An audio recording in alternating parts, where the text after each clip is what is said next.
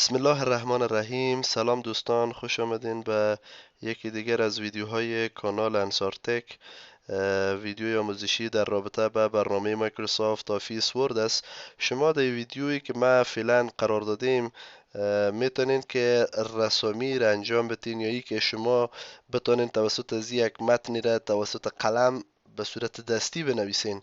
این کار ما توسط منوی به نام دراو انجام میدیم که یکی از ویژگی های خاص برنامه مایکروسافت ورد 2021 امی است که تب یا منیوی دراو در خود جا داده که ما از این میتونیم استفاده بکنیم. خب ما قبلا منوی انزرت هوم و فایل کار کردیم. امروز ما میم بالای منوی دراو. اساس دراو رسم کردن یا ای که به صورت دستی اگر ما بخوایم چیزی رو نوشته بکنیم این کار انجام میده. طور نمونه ما یکی از این قلمایی که به 4 شکل وجود داره انتخاب میکنم، میشه که نوشته بکنیم. مثلا ما نوشته میکنیم که انصار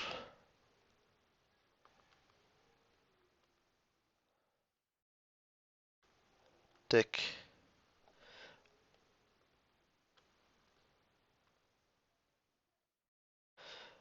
باز توسط قلم دیگهش میتونین که شما حتی به این شکل رو پردازش بدین به اختیار خودتان. بسیار جالب است. تا آخر ویدیو همراه باشین، ویژگی بسیار خاصی داره این بخش. خب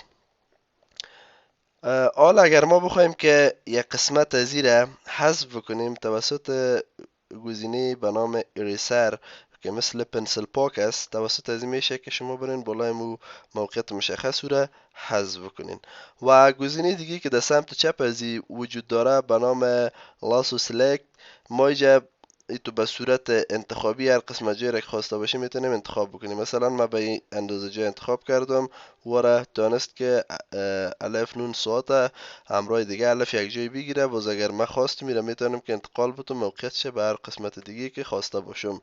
و گزینه سمت چپش که خود سمبل ماوس است، سمبل ماوس ماوس به حالت قرار میده که شما بالای هر خطی که کش کردین توسط از این قلم ها اونمو را میتونین که به یک موقعیت دیگه باز شما انتقالش بدین.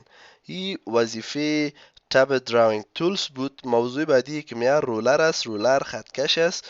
این که شما از خطکش ممکن است بعضی از اوقات استفاده بکنین. مثلا ما میایم از این قلم استفاده میکنم، میگم که در این قسمت یک نقطه یک باشه و این قسمت یک نقطه باشه. فاصله بین از چقدر است؟ هر کدام از این اگر ما تقریبا از اینجا تا اینجا 10 میلی بگیریم، 10 میلی از این باشه، 20 میلی، 30 میلی،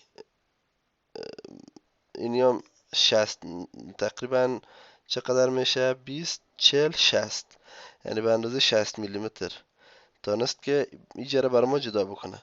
پس اگر بخوایم قطعش کنیم میشه که ما حالا توسط قلم او را با هم وصل کنیم و من حیث یک فاصله منظم میره در نظر داشته باشیم. همونطور به این سمتش میشه شما کشف بکنین، همونطور به این سمتش میشه کشف بکنیم، همونطور به این سمت میشه که شما کشف بکنین و یک شکل به یک اندازه مشخص رسم بکنین. البته به یک مقیاس مشخص در اینجا وجود داره، شما میتونین که به مو حالت رسمش بکنین.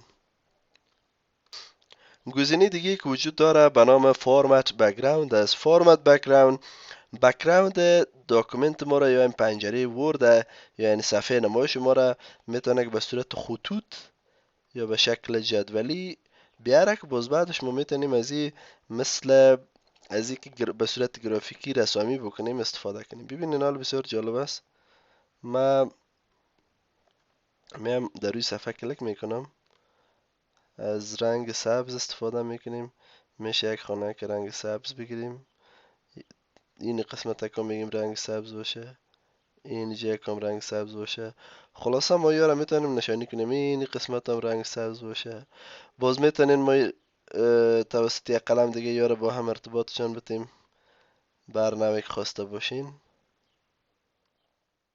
این شیوهش فرق میکنه ای که شما از کدام از یا در کدام بخش و در کدام حالت استفاده میکنین، بازو مربوط شما میشه. مثل از که اگر شما بخواین رسم یک فرشی که قالین بافا از طریق از او نقشه قالین هم میبافن، شما میتونین که از این بخش استفاده بکنین و قالین رسامی بکنین، منظم، نقطهش قرارگیری، رنگش هم مشخص، بعدش مورد استفاده قرار بدین. من مثال دادم، اینا حالتاش فرق میکنه که شما در کجا از این گزینه استفاده میکنین. و گزینه دیگه که وجود داره در اینجا end to shape است، میتونه که بر ما اونمو یک رسامی که میکنیم اونمو رو بر ما به صورت چی تغییرش بده؟ به صورت شیپ که اون باز ما میتونیم به شکل شیپ از این استفاده بکنیم. ما رسامی میکنیم، اون رسامی ما رو به شکل شیپ تغییر میده. مثل از این که اگر ما میم انک تو مت یک چیزی رو تو نوشته میکنیم، مثلا پای این تو رسم میکنیم ما، بعدش انزرت میگیم، یعنی به این معنا که انزرت انک تو چی؟ تو ایکویشن. میتونیم که حالا ما هم ایکویشنی را که رسم کردیم به شکل منظمش در اینجا ببینیم. خب و میم دوباره در بخش دراو، باز اگر ما میم انک تو شیپ هم میزنیم، طور مثال من میم قلم انتخاب میکنم، به شکل یک خط کشی میکنم، میگم اینی میره به شکل بر ما تغییر بده، انک تو شیپ. خب یک دیگر رسم میکنیم،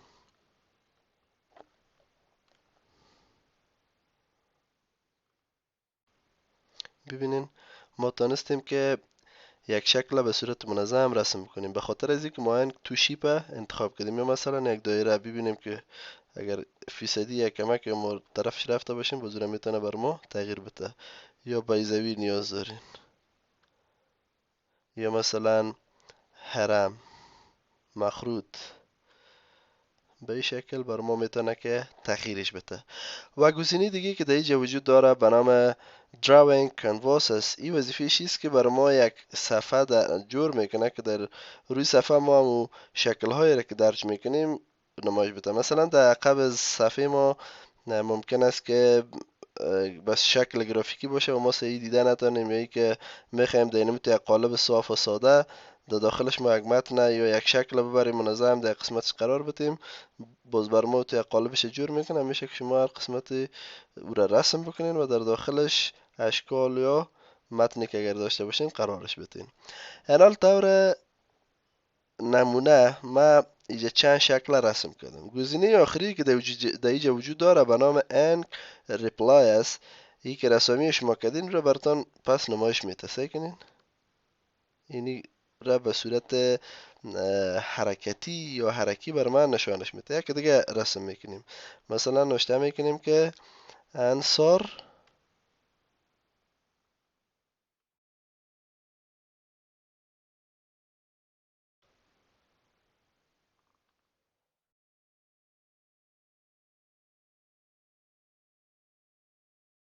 تک. بعدش بسیار جالب، بسیار منظمی که شما اگر خواسته باشین یک لوگو به صورت حرکی جور بکنین همیشه که از استفاده بکنین. خب باز در برنامه پاورپوینت انشاءالله اگر وجود داشته باشه اوجه میشه که به صورت واضح‌تر ما سرش گپ بزنیم و کار بکنیم. گزینه آخری که در این بخش وجود داره به نام انک هلپ است و اون بر ما کمک میکنه. این بخش وقتی که شما اینجا کلکش میکنین بخش هلپینگ یا هلپ میایه، در اینجا شما هم سوال خود مطرح میکنین، مشکل حل میشه. خب دوباره ما وارد منیوی دیزاین خیر میشیم. منیوی دراو ما مکمل تمام کردیم، حالا میم وارد منیوی دیزاین میشیم. اما درس بعدی را خیر باز میشه که در ویدیوی بعدی ما ضبط بکنیم. اما فعلا درس ما را همینجا خاتمه میدیم. وقت خوش بخیر باشیم.